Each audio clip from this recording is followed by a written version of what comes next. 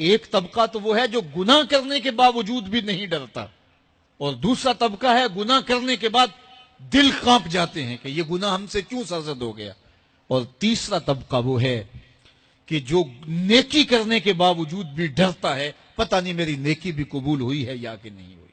حضرت سیدنا عمر رضی اللہ تعالیٰ عنہ عید کے دن رو رہے تھے، تو کسی نے روک کے کہا کہ آج تو خوشیوں بھرا دن ہے، روزوں کی تکمیل ہوئی، ہر بندہ عید منا رہا ہے اور آپ رو رہے ہیں۔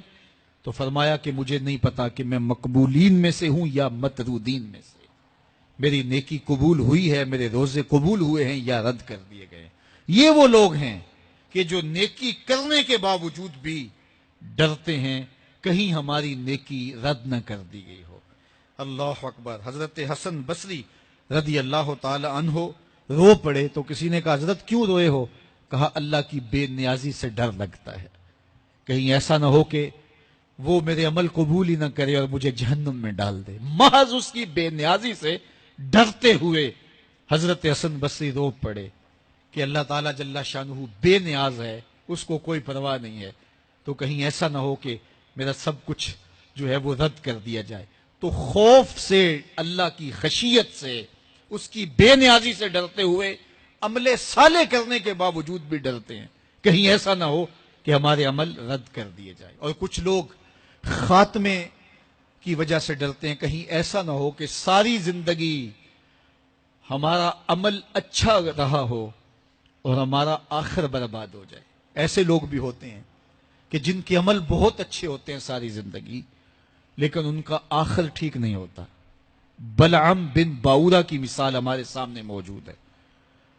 بنی اسرائیل کا مستجاب الدعوات ولی تھا، اور جب ہاتھ پھیلا کے دعا مانگتا تو منہ پہ ہاتھ بعد میں پھیرتا، قبولیت پہلے ہو جاتی، اتنا مستجاب الدعوات ولی تھا۔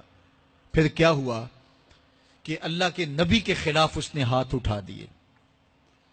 جب میں آ گیا کہ میں اللہ کی بارگاہ میں مقبول ہوں اور میری ہر دعا مان لی جاتی ہے، تو پھر کسی کے کہنے پہ وقت کے نبی کے خلاف بد دعا کرنے کے لیے کھڑا ہو گیا، اور جو کہنا چاہ رہا تھا وہ اپنے حق میں نکل گیا، اور پھر زبان اس کی لٹک گئی، زمین چاٹتا تھا، اور قرآن نے کہا مَثَلُهُ كَمَثَلِ الْكَلْبِ، اس کی مثال کتے کی مثال ہے۔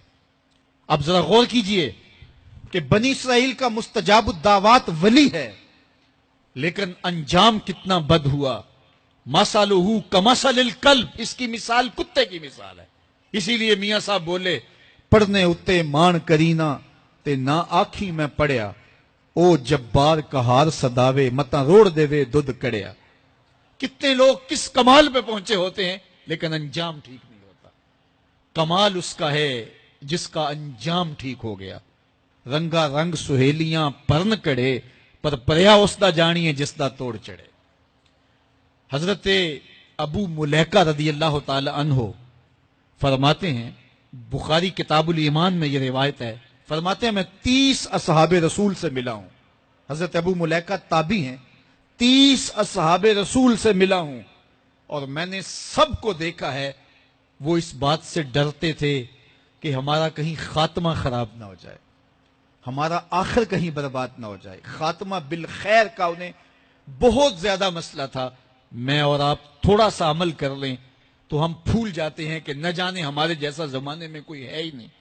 فرماتے ہیں 30 اصحاب رسول سے ملاقات کی ہے، لیکن وہ ڈرتے تھے کہیں انجام خراب نہ ہو۔ میں اور آپ کہاں کھڑے ہیں، ہمارے عمل کیا ہیں، ہماری اوقات اور حیثیت کیا ہے،